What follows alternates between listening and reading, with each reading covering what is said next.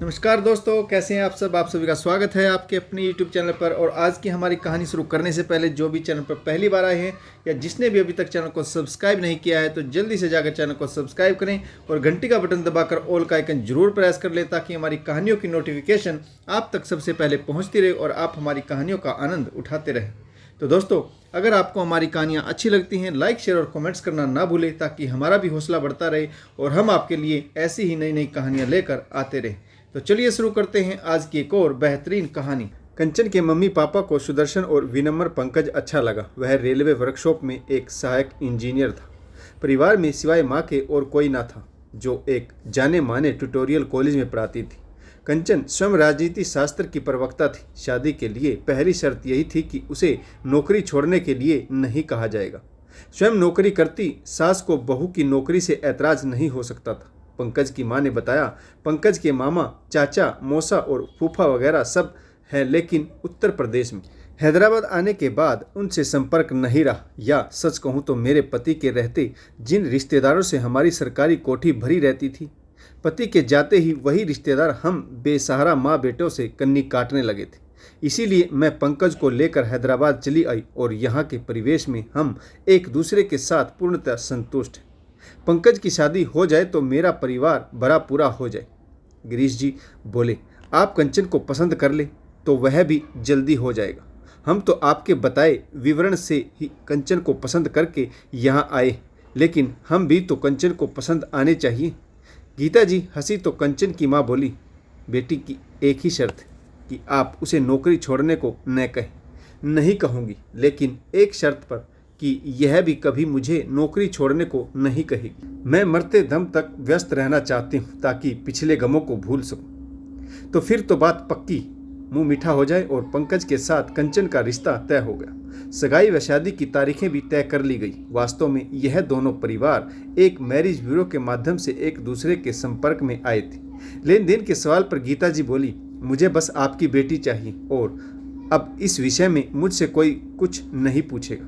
गीता जी आराम से सोफे से पीठ लगाकर बैठ गई। कंचन की माँ बोली, पूछेंगे कैसे नहीं गीता जी, शादी में आने वाले रिश्तेदार के बारे में तो बताना ही होगा।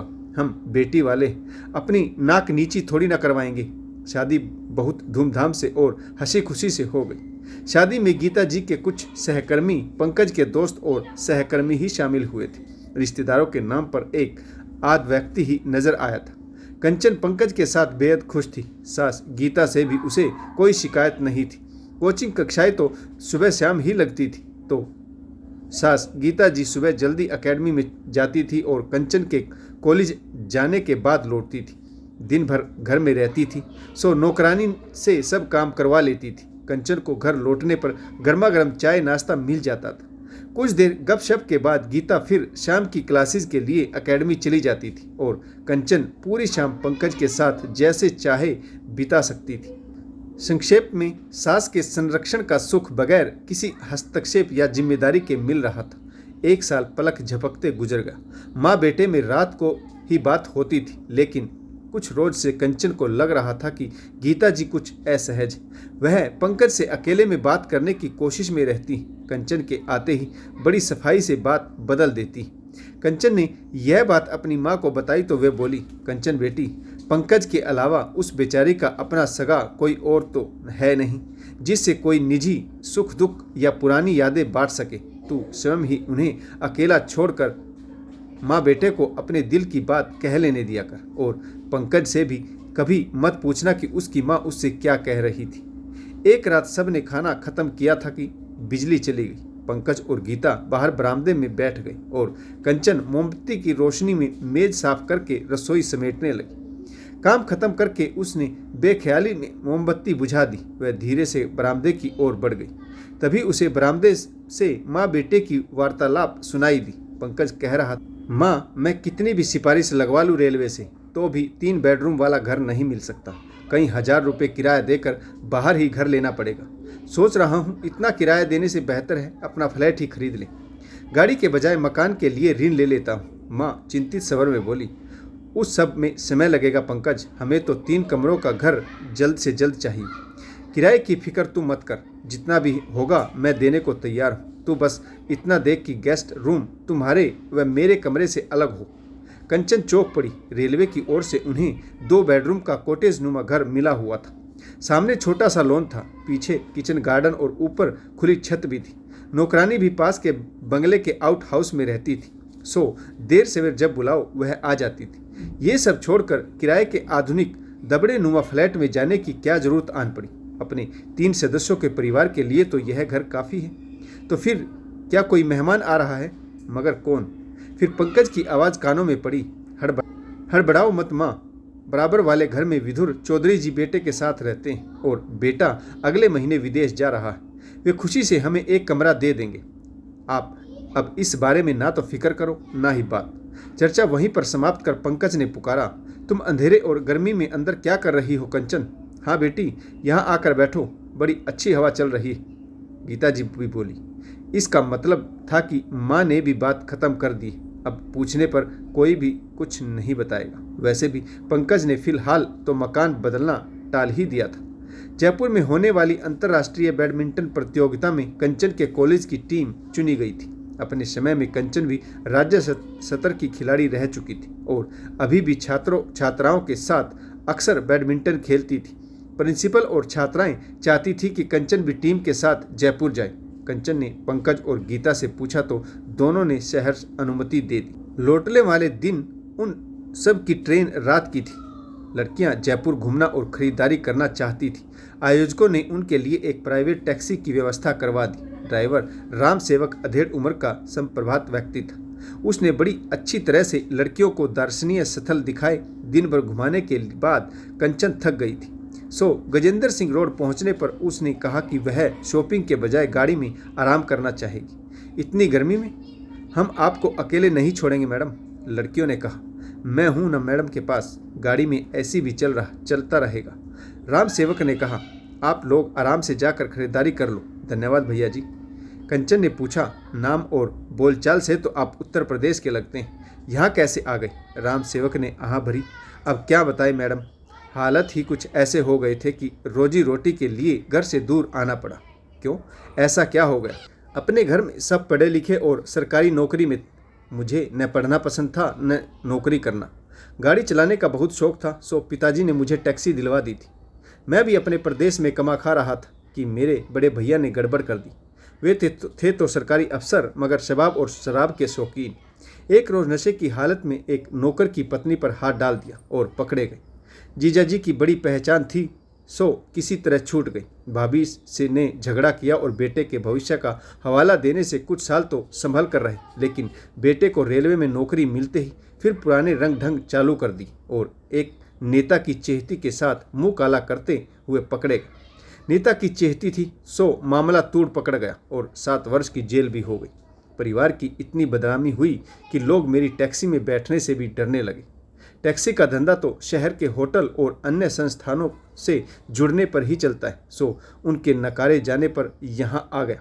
मुझे ही नहीं, भाभी और उनके बेटे को भी अपना शहर छोड़कर दूर जाना पड़ा। कंचन की दिलचस्पी थोड़ी और बढ़ी। दूर कहाँ? हैदराबाद। वहाँ रेलवे में इंजीनियर है मेरा भतीजा, लेकिन हमारे उनके साथ संबंध नहीं रहे। उसने मायूसी से कहा, ऐसा क्यों? परिवार वाले उनसे कन्नी काटने लगे थे। माँ बेटा आत्मनिर्भर और स्वावलंबी थे, सो क्यों सुनते किसी की? उनकी कोई गलती भी तो नहीं थी। घटिया इंसान तो मेरा भाई, जो होनहार बेटे और मेहंदी पत्नी से वफा नहीं कर सका। सबसे दूर चले गए। अब तो भैया की सजा की अवधि भी खत्म होने वाली। तब शायद वे लोग झांसी आए। तभी लड़कियां शॉपिंग करके आ गई और ड्राइवर चुप हो गया। कंचन ने जितना भी सुना था उससे साफ जाहिर था कि वह किसकी ओर बात कर रहा था और क्यों। गीता बड़ा मकान लेने के लिए व्याकुल थी। वासना के पुजारी पति को न नकारना चाहती थी और न ही उसके साथ रहना चाहती थी। पंकज सदा की तरह माँ की भावनाओं का ध्यान रख रहा था, लेकिन कंचन की भावनाओं का क्या? परिवार का यह कलंकित सत्य तो उन्हें शादी से पहले ही बताना चाहिए था। शादी के बाद यह कहने वाला पंकज की पति पत्नी तो एक दूसरे के लिए खुली किताब होते हैं, कितना बड़ा झूठा था। झूठ की नींव पर टिकी शादी कितने रोज टिक सकेगी? माँ बेटे के व्यवहार से तो लग रहा था कि वे उसे बदचलन जेल से छूटे कैदी को स्वीकार करने वाले थे। भले ही दूर रखें, देर सवेर तो उससे भी वास्ता पड़ेगा ही। फिर क्या होगा? कंचन सोचकर ही सिहर उठी। सिर दर्द के बहाने वह पूरे रास्ते चुप रही और फिर अपने कमरे में जाकर फूट फूट कर रो पड़ी। उसे समझ नहीं आ रहा था कि वह क्या करे। खैर, किसी तरह लंबा सफ़र तय करके घर पहुंची। शुक्र है तुम आ गई, जिया ही नहीं जा रहा था तुम्हारे बगैर, पंकज ने नम्र स्वर में कहा। अब तो मेरे बगैर ही जीना पड़ेगा क्योंकि मैं तुम्हें हमेशा के लिए छोड़कर जा रही हूँ। कंचन ने अलमारी में से अपने कपड़े निकालते हुए कहा। मगर क्यों? जयपुर में पुराना प्रेमी मिल गया क्या? पंकज ने मजाक किया। प्रेमी तो नहीं, हाँ चचिया ससुर राम सेवक जरूर मिले थे। तुमने और माँ ने अपने परिवार के उस घिनौने सच को छिपाया हुआ है जिसके लिए अपनों से मुंह छिपाकर तुम यहाँ रह रहे। झूठ की बुनियाद पर टिकी शादी का कोई भविष्य नहीं होता पंकज, और इससे पहले कि वह बरबरा कर गिरे मैं स्वयं ही यह रिश्ता खत्म कर देती हूँ। तुम तलाक लेने के लिए सच्चाई छिपाने का आरोप काफ़ी। वैसे तो तुम्हें सज़ा भी दिलवा सकती हूँ, लेकिन अगर चुपचाप तलाक दे दोगे तो ऐसा कुछ नहीं करूँगी। कंचन ने सूटकेस में सामान भरते हुए कहा। पंकज हतप्रभ हो गया था, फिर भी संयत स्वर में बोला, तुमने जो सुना वह सच है, लेकिन जो झूठ की बुनियाद वाली बात कही है वह सही नहीं। इस शहर में किसी से ने कभी भी हमसे मेरे पिताजी के बारे में नहीं पूछा, तो हम स्वयं आगे बढ़कर क्यों बताऊं? तुमने भी तो कभी नहीं पूछा कि घर में पापा की कोई तस्वीर क्यों नहीं, या कभी उनके बारे में कोई और बात पूछी हो? मैंने और माँ ने यह फैसला किया था कि हम स्वयं पापा के बारे में किसी को कुछ नहीं बताएंगे, मगर पूछने पर कुछ छिपाएंगे भी नहीं। अब किसी ने कुछ नहीं पूछा तो इसमें हमारा क्या कसूर है? हमने सच को छिपाने का कोई प्रयास नहीं किया कंचन। अच्छा, और यह जो मुझे बगैर बताए लोन लेकर बड़ा मकान बनाने की योजना बना रहे हो, उसके बारे में क्या कहोगे? कंचन ने व्यंग से पूछा। योजना ही है, लिया तो नहीं। पापा के यहाँ आने का पक्का होने पर तुम्हें सब बताने की सोची थी, क्योंकि पापा यहाँ आएंगे। यह अभी पक्का नहीं, वे बहुत बदल चुके हैं और उन्हें संसार से विरक्ति हो गई। केरल से कोई सज्जन जेल में सदवचन देने आते हैं और पापा अपना शेष जीवन उनके त्रिचूर आश्रम में बिताना चाहते हैं। तुम्हें कैसे मालूम? कंचन ने उसकी बात काटी। क्योंकि मैं बगैर माँ को बताए सरकारी काम का बहाना बनाकर पापा से मिलने झांसी जेल में जाता रहा।